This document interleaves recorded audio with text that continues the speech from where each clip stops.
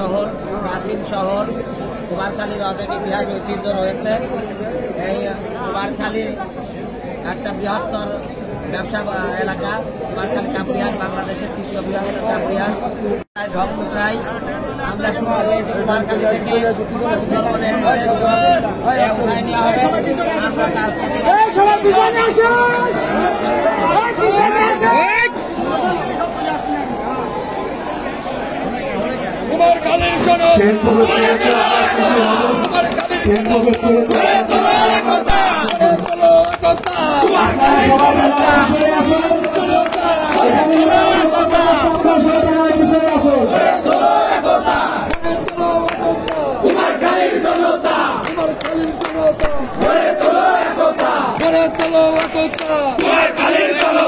কুমারখালীর জনতা গড়ে তোলো একতা,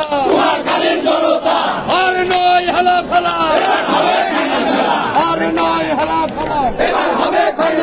কুমারখালীর জনতা গড়ে তোলো একতা।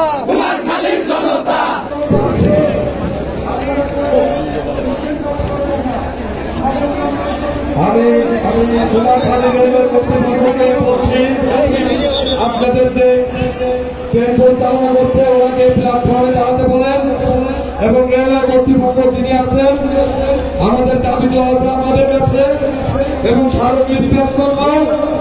আপনাকে অতি দ্রুত এই জায়গার সামনে আসার জন্য অনুরোধ করছি এবং আপনাদের মধ্যে এবং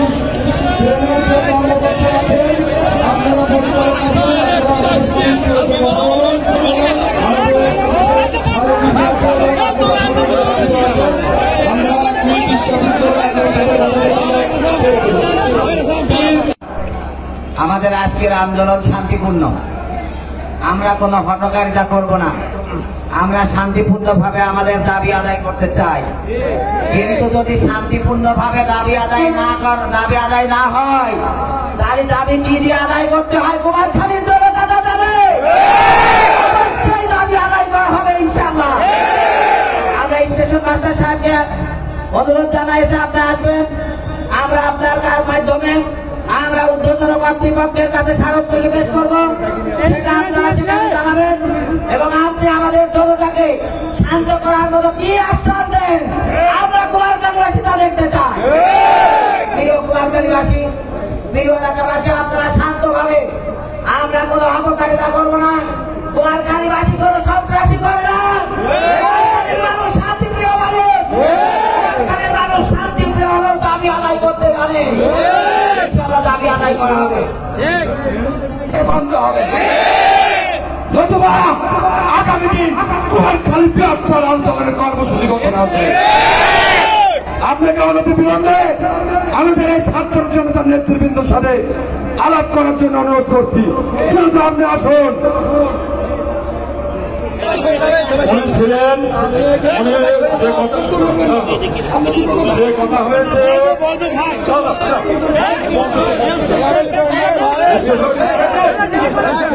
আমাদের স্টেশন মাস্টার সাহেবের সাথে আমাদের সাথে রাজশাহী জেনারেল ম্যানেজার যিনি পশ্চিম অঞ্চলে যিনি দায়িত্বে আছেন সেই কথাগুলো আমাদের স্টেশন মাস্টার সাহেব উনি প্রচার করবেন।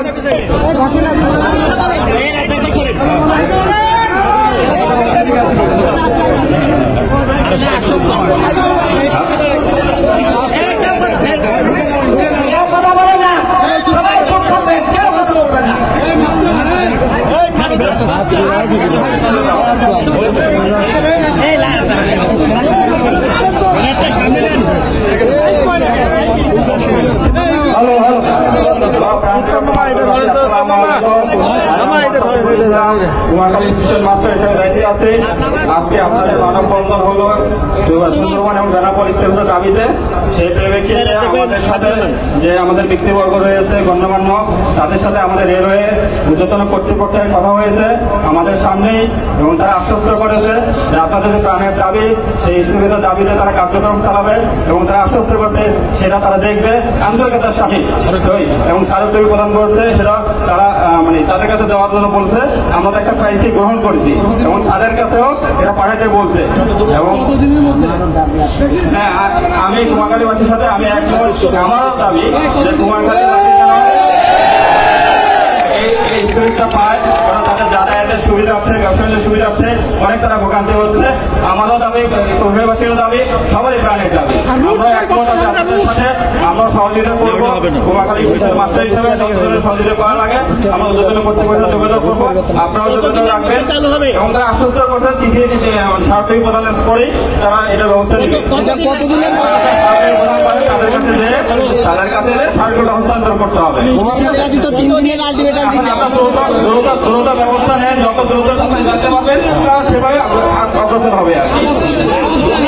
আপনারা তো দাবি করতে 72 ঘন্টা, কারণ 72 ঘন্টার মধ্যে আপনাদের সরকার প্রদান করতে পারেন তারা সেই ব্যবস্থা দিবে, কারণ আপনার তাদের কাছে সরকারে হস্তান্তর করতে হবে, উদ্বোধন করতে হবে। এইগুলো আমি করতে শেষ করছি। আসসালামু আলাইকুম।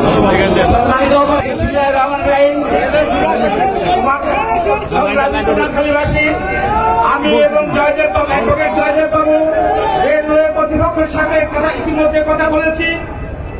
মোবাইলের মাধ্যমে উনি আশ্বস্ত করেছে যে ওনার তরফ থেকে যা যা ব্যবস্থা করার কুমারখালী সুন্দরবন এক্সপ্রেস এবং বেনাপোল এক্সপ্রেস থামানোর জন্য যা যা ব্যবস্থা উনি করবে এবং সেই স্মারকলিপি উনি দিতে বলেছেন, আমরা স্মারকলিপি দেব।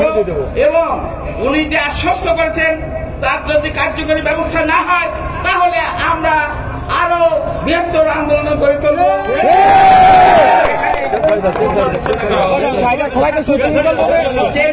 ছেড়ে দেওয়ার জন্য আমি রেলওয়ে স্টেশন মাস্টারকে বিশেষভাবে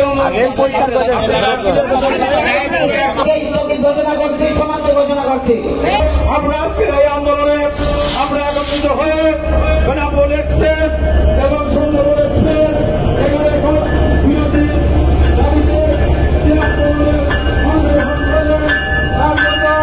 আমরা আপনাদেরকে ধন্যবাদ জানাই, কৃতজ্ঞতা জানাই।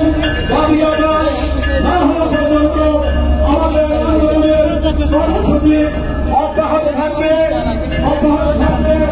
আমরা আমাদের রবিবার বিকাল 4টার সময় আমাদের কর্মসূচি, আজ বিকাল 4:30টার সময় বেনাপোল এক্সপ্রেস যেটা আসবে সেটা আমরা এখানে আমরা আবার থামিয়ে দেব।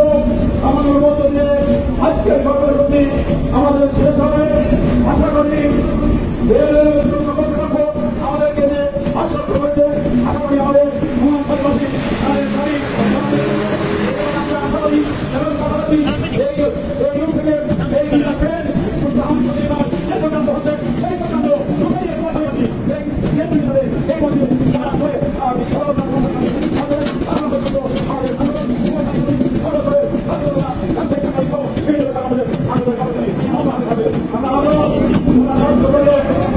আন্দোলনের শরিক হয়েছেন।